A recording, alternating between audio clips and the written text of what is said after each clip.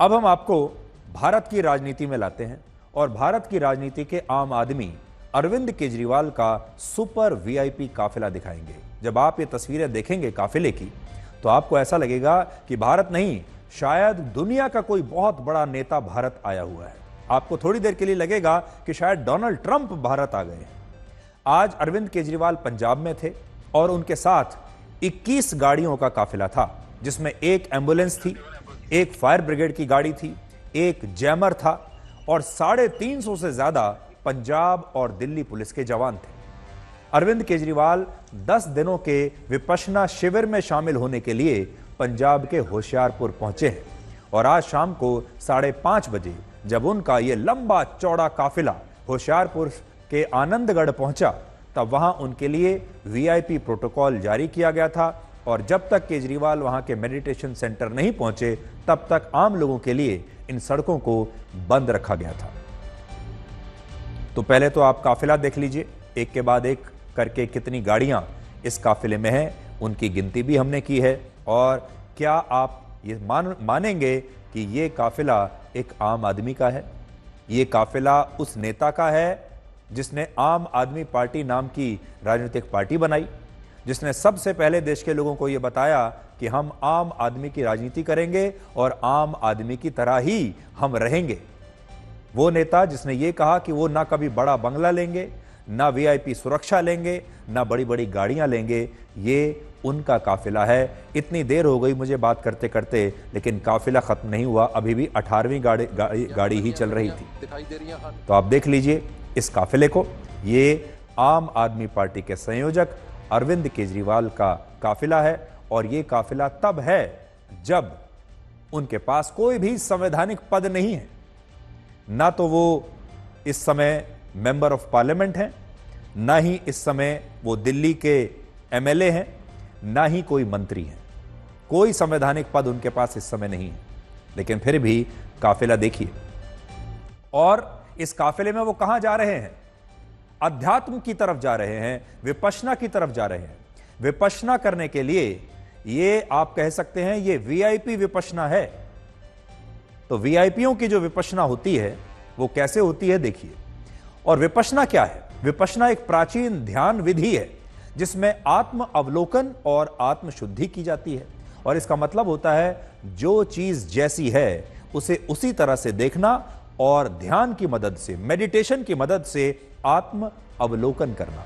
लेकिन बड़ा सवाल यह है कि क्या केजरीवाल ये आत्म अवलोकन कर भी पा रहे हैं या नहीं? केजरीवाल इस समय किसी भी संवैधानिक पद पर नहीं है, लेकिन वो एक सुपर वीआईपी काफिले में चलते हैं। और ये सब भी तब होता है जब केजरीवाल ये कहकर राजनीति में आए थे कि वो ना तो बड़ा बंगला लेंगे, ना गाड़ी लेंगे, ना सुरक्षा लेंगे। लेकिन आज आप वर्ष 2025 के अरविंद केजरीवाल को देखिए और सोचिए, क्या केजरीवाल को टैक्स पेयर्स का पैसा इस तरह से अपनी सुरक्षा पर खर्च करने की कोई आवश्यकता है?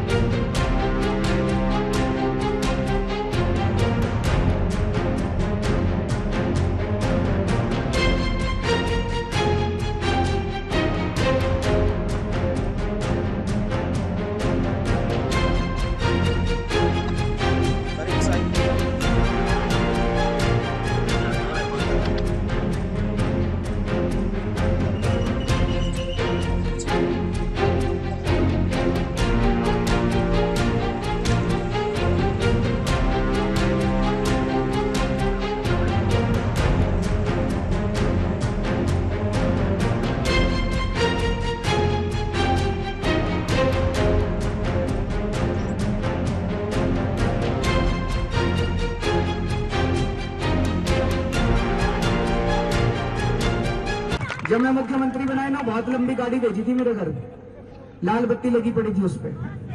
मैंने सरकारी गाड़ी भी वापस कर दी। मैंने तय किया मैं अपने ऊपर एक भी पैसा खर्च नहीं करूंगा।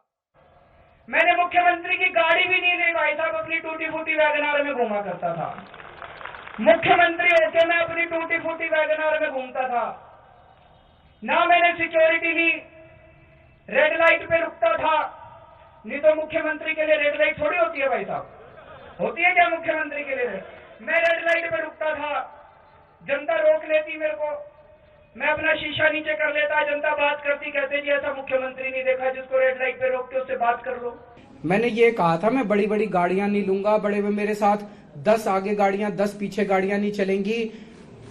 मैं एक ही गाड़ी पे चलता हूं, मेरे साथ केवल एक एस्कॉर्ट चलती है। मेरे साथ वो लंबा चौड़ा तामझाम आज भी नहीं चलता जो एक मुख्यमंत्री के साथ 10 गाड़ियां पीछे, ब्लैक कमांडो आगे, व्हाइट कमांडो, फलाने कमांडो, मेरे साथ वो सब नहीं चलता। आम आदमी पार्टी का यह कहना है कि केंद्रीय गृह मंत्रालय ने अरविंद केजरीवाल को Z+ सिक्योरिटी दी हुई है और इसलिए उनके काफिले पर सवाल उठाना गलत है। यह सवाल तो केंद्र सरकार से पूछना चाहिए जिन्होंने अरविंद केजरीवाल को यह सुरक्षा प्रदान की है। लेकिन एक तथ्य यह भी है कि आज अरविंद केजरीवाल की सुरक्षा में जो 350 जवान थे, उनमें दिल्ली पुलिस के जवानों की संख्या थी 50 और पंजाब पुलिस के जवानों की संख्या थी 300। कोई भी पार्टी या नेता जब अपने मौलिक विचारों का पालन नहीं करता और जनता से किए गए अपने वादों को तोड़ देता है जनता के ही सामने, उसे यह गलतफहमी रहती है कि जनता को कुछ याद नहीं रहता और जनता सब कुछ नजरअंदाज कर देती है। लेकिन सच्चाई यह है कि जनता हमेशा याद रखती है, खास तौर पर जब कोई पार्टी अपनी विचारधारा में बदलाव करती है, अपनी विचारधारा से समझौता करती है, तो जनता याद रखती है। उदाहरण के तौर पर महाराष्ट्र में उद्धव ठाकरे को यह गलतफहमी थी कि अगर वो अपनी विचारधारा को छोड़कर कांग्रेस और शरद पवार के साथ हाथ मिला लेंगे तो जनता उन्हें माफ कर देगी और इसे भी भूल जाएगी। लेकिन आपने महाराष्ट्र के चुनावों का नतीजा देखा होगा।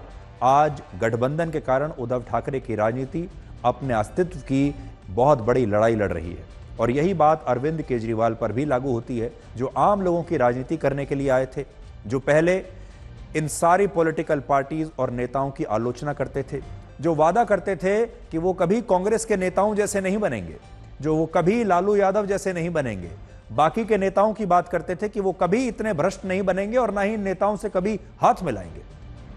वो तो कहते थे कि इन नेताओं को जेल में डाल देना चाहिए। लेकिन आज वो उन्हीं नेताओं के साथ हाथ मिलाते हैं, उन्हीं नेताओं के साथ चुनाव लड़ते हैं और अपनी सारी बातों को भूल चुके हैं। और यह बात हमने पहले भी कही थी कि अगर केजरीवाल को वापसी करनी है, दोबारा से दिल्ली के लोगों का दिल जीतना है, तो उन्हें अपने पुराने रूप में लौटना होगा। वो सबसे बड़ी गलती जो कर रहे हैं वो ये कर रहे हैं कि उन्हें लगता है कि अब वो बहुत बड़े नेता बन गए हैं और बड़े नेता का मतलब है बड़ा सरकारी बंगला, बड़ी गाड़ी और बड़ी सुरक्षा व्यवस्था। ये उनकी सबसे बड़ी गलतफहमी है। अगर इस बार वो ध्यान में गए हैं, विपश्यना करने के लिए गए हैं, तो उन्हें अपने आप से सवाल पूछना होगा कि वो गलती कहां कर रहे हैं और उनकी सबसे बड़ी गलती उन्हें खुद अपने सामने नजर आ जाएगी। गलती दो ही हैं। एक, उन्होंने वादा किया था कि वो आम आदमी बनकर रहेंगे, वो आम आदमी से बेहद खास आदमी बन गए, वीआईपी बन गए। और दूसरा, जिन पार्टी और जिन नेताओं की आलोचना करते करते वो देश के या दिल्ली के लोगों की पहली पसंद बने थे, अब वो उन्हीं नेताओं के साथ उठते बैठते हैं, उन्हीं के साथ दोस्ती कर ली है। और ये दोनों गलतियां उन्हें सुधारनी होंगी, तब जाकर उनकी वापसी की कोई संभावना बन सकती है। आज जब हमारे देश के नेता चुनाव हारने के बाद भी सरकारी बंगले, गाड़ी और सुरक्षा का मोह छोड़ नहीं पाते, तब आपको नेदरलैंड्स के पूर्व प्रधानमंत्री की ये पिछले साल की तस्वीर देखनी चाहिए। इनका नाम है मार्क रूट, जो 14 वर्षों तक नेदरलैंड्स के प्रधानमंत्री रहे। लेकिन जब 14 वर्षों के बाद उन्होंने प्रधानमंत्री का पद छोड़ा, तो वो सारा कार्यभार नए प्रधानमंत्री को सौंपकर साइकिल से अपने घर गए। ये नेदरलैंड्स के प्रधानमंत्री हैं जो प्रधानमंत्री का पद छोड़ने के बाद साइकिल से अपने घर प्रधानमंत्री आवास से जा रहे हैं। क्या हमारे देश का कोई नेता ऐसा सोच सकता है, ऐसा कर सकता है? हमारे देश की जनता को इंतजार रहेगा। हमारे देश की जनता को और दिल्ली की जनता को इंतजार रहेगा कि क्या वो अरविंद केजरीवाल को भी इस तरह आम आदमी के रूप में कभी दोबारा देख पाएंगे? क्या अरविंद केजरीवाल को इस तरह साइकिल पर कभी वो दोबारा से देख पाएंगे? क्या दिल्ली की जनता को अरविंद केजरीवाल अपना आम आदमी वाला पुराना रूप दोबारा कभी दिखाएंगे?